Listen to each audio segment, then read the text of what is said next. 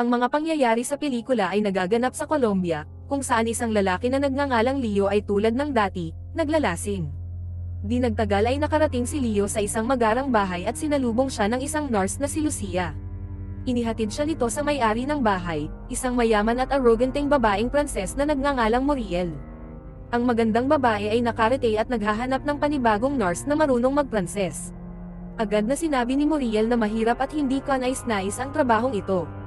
Nais niyang malaman kung may karanasan si Leo sa pag-aalaga ng mga may sakit o kahit mga bata. Matapat na inamin ni Leo na wala siyang karanasan, ngunit kailangan niya talaga ng trabaho. Pumayag si Muriel na bigyan siya ng pagkakataon.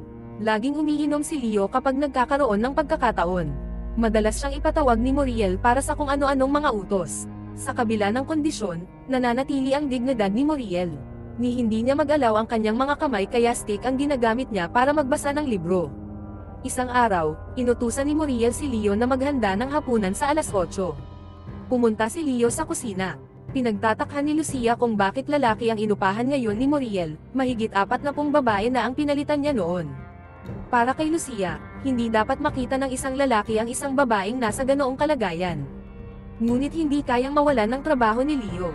Alas 3 ng madaling araw, ginaising ni Lucia si Leo upang turuan siya kung paano magpalat ng diaper at gumawa ng percussion therapy. Siyempre, hindi natuwa si Leo sa ideya na araw-araw niya iyong gagawin. Nagkunwaring tulog si Muriel, nahihiya habang tinatanong ni Lucia si Leo kung kaya na ba niya ito kinabukasan. Nangako si Leo na kakayanin niya. Kinabukasan, sumigaw si Muriel sa buong bahay dahil na late si Leo, dulot ng hangover.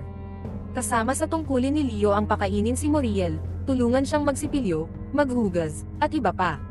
Pagkatapos ng mga gawaing iyon sa umaga, inutusan siya ng babae na maglinis ng bahay. Gusto ni Muriel na nakabukas ang bintana, naiibigan niya ang preskong hangin at napapaisip siya sa mga bagay na kanyang nawala. Pagkatapos ng tanghalian, inutusan niya si Leo na dalhin sa kanya ang telepono at iwan siyang mag-isa. Ngunit maling numero ang nadial.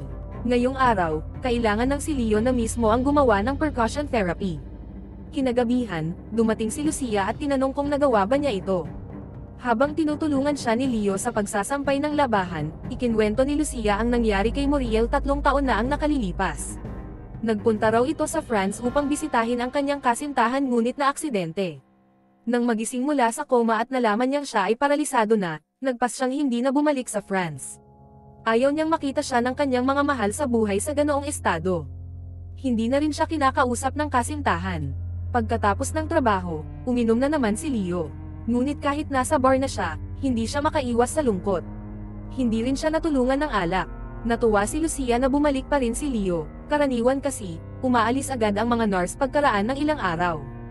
Tahasang sinabi ni Leo na dahil ito sa pera. Binigyan siya ni Lucia ng listahan ng mga kailangang bilhin at nagtungo siya sa palengke. May babaeng nagtangkang magnakaw sa kanya, ngunit agad itong napansin ni Leo at napigilan. Pagbalik niya sa bahay, nakarinig siya ng tawanan at awitan. Dumating pala ang physical therapist ni Muriel upang pasayahin siya. Nakita ni Leo si Lucia na nag-i-inject ng kung anong gamot. Napansin din siya ng babae at kalaunan ay ipinaliwanag na ito raw ay nakakatulong sa kanyang pagdadala ng stress. Kinagabihan, labis na nadismaya si Muriel nang ihain ni Leo ang isda para sa hapunan. Anumang maliit na tinik ay maaaring magdulot ng malubhang problema. Siniguro ni Leo na inalis niya ang lahat ng tinik, pero hindi ito ikinumbins ni Muriel. Walang alinlangan ang babae sa pagpapahayag ng kanyang galit. Hiniling ni Leo kay Muriel na pagkatiwalaan siya. Sa kanyang gulat, pinili ni Muriel na makinig sa kanyang payo, tunay ngang walang tinik ang isda. Ipinagpatuloy ni Lucia ang pagkukwento tungkol kay Muriel. Dati raw itong isang independenteng babae, ngunit ngayon ay lubos nang nagbago ang lahat. Hindi na lumalabas si Muriel ng bahay dahil takot siya sa wheelchair. Nagtaka si Leo kung bakit si Lucia, na may degree bilang guro, ay nagtatrabaho lamang doon. Umiwas si Lucia sa tanong at hindi na nagsalita pa.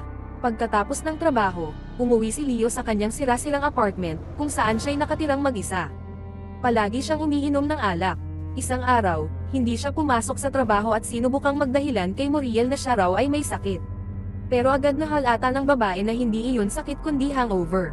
Sinabi ni Muriel na kung mauulit ito, tatanggalin na siya sa trabaho. Mula kay Lucia, natanggap ni Leo ang isang sobre ng pera, ang kanyang unang sweldo. Binigyan din siya ni Lucia ng gamot sa sakit ng ulo at pinayuhang magpatingin sa doktor tungkol sa kanyang problema. Ngunit iginiit ni Leo na kaya niya itong tiisin. Dahil may pera na, nakabili si Leo ng maayos na sapatos. Pumunta siya sa isang paaralan ng boxing upang balikan ang kanyang nakaraan. Lumalabas na dati siyang European boxing champion. Sinubukan niyang suntukin ang punching bag, ngunit halata ang pagkawala ng kanyang dating lakas. Isang araw, ikinwento ni Lucia na 25 taon na ang nakaraan, nang arap siyang maging artist at nag-aral pa nga sa isang art school sa Paris. Ngunit naputol ito nang siya ay ikasal. Hindi tulad ni Muriel, hindi mahilig magbasa si Leo. Inamin niyang hindi niya maintindihan ang binabasa niya. Hindi makapaniwala si Muriel na posible iyon. Pinabasa niya si Leo ng malakas, at bagamat sinunod ni Leo, wala siyang naintindihan sa binasa. Dahil dito, napagpasyahan ni Muriel na magpapabasa siya kay Leo araw-araw. Nagpatuloy si Leo sa pagpasok sa paaralan ng boxing. Isang araw, sinabi ng coach nila na may nalalapit na laban sa Cartagena upang umangat sa isang bagong antas. Ayon sa kanyang matagal ng kaibigan, ang estudyante nitong si Miranda ang susunod na kampyon kung papayag si Leo na siya ang mag-train dito. Mas lalaki raw ang tsansa nilang manalo, at posibleng magdala ito ng salapi at kasikatan sa larangan ng women's boxing. Ang isa pang posibleng kalaban ay si Lena. Agad siyang nakilala ni Leo, siya ang babaeng nagtangkang magnakaw sa kanya sa palengke. Hinamon niya ito ng sparring at siya ang nanalo. Ngayon, tabla na sila. Ikinumpisal ni Lucia kay Muriel na nahuli siya ni Leo na may ginagawang bawal kamakailan. Ngunit sabi ni Muriel, wala silang dapat ipag-alala dahil si Leo ay hindi naman mukhang madaldal. Nagpatuloy si Leo sa pag-aalaga kay Muriel, at mas damadali na ito sa kanya. Isang araw, tinanong siya ni Muriel kung ano ang dati niyang trabaho. Aminadong nag-alinlangan si Leo, ngunit kalaunay inamin na siya ay isang dating atleta. Sa gabi, marami siyang hinihit-hit na sigarilyo. Kinabukasan, iminungkahi ni Leo kay Muriel na lumabas sila para maglakad-lakad, ngunit matigas ang pagtanggi ng babae. Nanginginig ang mga kamay ni Leo dahil sa hangover, kaya malaki ang posibilidad na maibagsak niya si Muriel. Ngunit nangako si Leo na magiging maayos ang lahat, at pumayag din si Muriel sa kakaibang pakikipagsapalaran. Uminom sila ng cocktail. Matagal nang hindi naging masaya si Muriel sa ganitong paraan. May surpresa si Leo, pinapikit niya si Muriel at inilapit ang maliliit na bote ng aromatic oil sa kanyang ilong, pinapahulaan kung anong amoy ang nararamdaman niya. Labis na natuwa si Muriel sa larong ito at taos-pusong nagpasalamat kay Leo sa magandang gabi. Kalaunan, nakipagkita muli si Leo sa kanyang kaibigan at sinabing pumayag siyang sanayin si Lena. Siya naman daw ang magsasanay kay Miranda. Nag-alok pa si Leo ng pastahan $5,000. Pumayag ang coach sa mismong araw na iyon. Tinanong ni Leo si Miranda kung alam niya kung saan nakatira si Lena, dahil ilang araw na itong hindi nagpapakita sa gym. Sagot ng dalaga, wala talagang tirahan si Lena. Patuloy na binabasahan ni Leo ng malakas si Muriel. Ngayon, palagi na siyang nagpapalakad sa labas. Para kay Muriel, ito ang pinakamasasayang sandali. Habang abala si Muriel sa pakikipag-usap sa isang kakilala niyang nagbebenta ng mga libro, naghihintay si Leo sa isang bench, pinagmamasdan siya. Sa hindi inaasahan, nakita ni Leo si Lena kasama ang isang lalaki. Agad niyang naunawaan, kumikita si Lena sa pakikipagkita sa mga lalaki.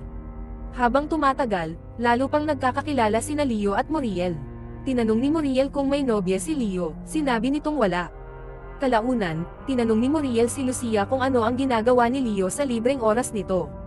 Sagot ni Lucia, madalas niyang nakikitang lasing si Leo. Kinita muli ni Leo si Lena at tinanong kung bakit hindi na siya dumadalo sa training.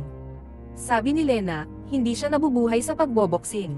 Pinilit ni Leo na kumbansihin siya, kapag nagsanay siya, makakamit niya ang pera, kasikatan, at makakaahon sa hirap.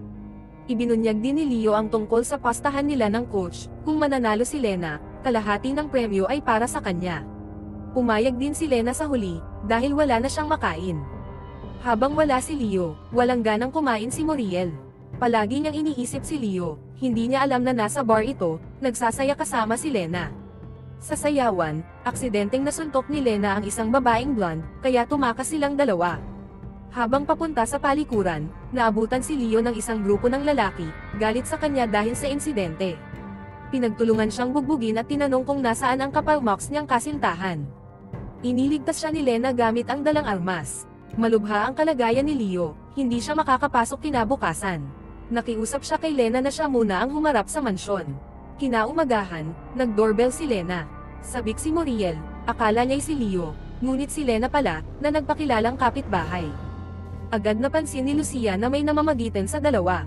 Nagsinungaling si Lucia kay Muriel, sinabing may lalaking nagpapaabot ng mensahe na hindi makakarating si Leo. Inakala ni Muriel na hindi na babalik si Leo, na hindi lang siya kayang harapin. Sinubukan niyang ibaling ang isip sa ibang bagay, pero hindi niya ito makaya. Si Leo ang nagbigay ng saysay sa buhay niya, ngayon ay parang tapos na ang lahat. Patuloy na namumuhay si Lena kasama si Leo, na hindi pa rin gumagaling mula sa mga sugat. May mga nurse na gustong pumasok sa trabaho, pero hindi pinakikinggan ni Muriel, nasa isip lang niya si Leo. Sa wakas, nagpakita si Leo, may pasa sa mukha. Galit si Muriel at hindi niya ito itinago. Nangako si Leo na hindi na ito mauulit, ngunit sinabi ni Muriel na tanggal na siya. Kinagabihan, plano ni Leo na maglasing, pero nagbago siya ng isip at ibinigay ang bote sa isang pulubi. Humiling si Lena na manatili sa kanya, at pumayag si Leo. Mula noon, sinimulan na niyang sanayin si Lena para sa nalalapit na kompetisyon. Hindi pa rin makalimot si Muriel kay Leo. Sa isang gabi, dinalhan siya ni Lucia ng hapunan, ngunit sobrang langgong ito, halos hindi na makatayo. Sinabi ni Muriel na gusto rin niyang subukan, dahil pagod na siya sa ganitong buhay, pero hindi siya pinagbigyan ni Lucia, dahil mahal niya ito ng totoo. Diretsong tinanong ni Lena si Leo kung naaakit ba ito sa kanya bilang babae. Tapat na sinabi ni Leo na, hindi. Pinangarap ni Lena na magpakasal sila at pumunta sa Europa, pero malinaw na iba ang pananaw ni Leo. Hindi pa rin niya matakasan ang sariling bisyo. Kinabukasan, nagulat si Muriel pagmulat ng mata, katabi niya si Leo. Pati si Lucia ay nagulat, ayaw siyang gisingin ni Muriel. Nang magising si Leo, hindi niya maalala kung paano siya napadpad doon. Nakiusap siya kay Muriel na ibalik siya sa trabaho, pero hindi pa handa si Muriel na muling magtiwala. Nangako si Leo na magbabago na siya at titigil sa pag-inom. Bigla na lang napaiyak si Muriel, at inamin niyang miss na miss niya si Leo. Ngunit nasasaktan siya sa pag-iisip na siya'y isang babaeng walang silbi. Sa huli, binigyan niya si Leo ng isa pang pagkakataon. Sinabi ni Lucia kay Leo na kung muli niyang sasaktan si Muriel, pagsisisihan niya ito. Muli nilang sinimulan ang mga paglalakad sa labas, magkasama sa kalikasan, ninanamnam ang bawat sandali. Para kay Muriel, ito ang pinakamahalagang mga sandali sa kanyang buhay, wala pang gumawa ng ganito para sa kanya. Samantala, patuloy na sinasanay ni Leo si Lena, nakita ang pag-unlad. Nag-aalala si Muriel na baka masaktan si Leo sa ring, ngunit pinakalma siya ni Leo, ayos lang ang lahat. Kalaunan, sinabi ni Leo kay Lucia na hindi siya makakapasok ng 2 araw dahil sa training. Ikinwento rin niya si Lena, isang batang boksingerang may potensyal. Hindi pa alam ni Muriel na babae ang tinutulungan ni Leo, at nag-aalangan si Lucia na sabihin ito. Inutusan ni Muriel si Lucia na bumili ng regalo para kay Leo, isang dilaw na kamiseta na kulay dilaw. Gustong-gusto ni Leo ang regalo. Dumating ang araw ng kompetisyon. Habang pinapanood ito, binalikan ni Leo ang alaala ng kanyang kabataan. Sa huli, nanalo si Lena, ibig sabihin may utang ang coach na $5,000 kay Leo. Tinupad naman ito ng kaibigan, ngunit ipinasa ni Leo ang pera kay Lena, dahil mas karapat-dapat siya rito. Humiram si Leo ng magandang kotse mula sa kaibigan at isinama si Muriel sa isang biyahe. Matagal nang hindi siya nakalabas ng ganoon kalayo. Sa mga sandaling ito, muli niyang naramdaman na may magagandang bagay pa rin sa mundo. Binuhat siya ni Leo sa tabing dagat, tila silang dalawa na lang ang natitira sa mundo. Sabay silang lumangoy sa dagat, at ramdam nila ang tunay na kalayaan. At dito nagtatapos ang pelikula. Salamat sa panonood.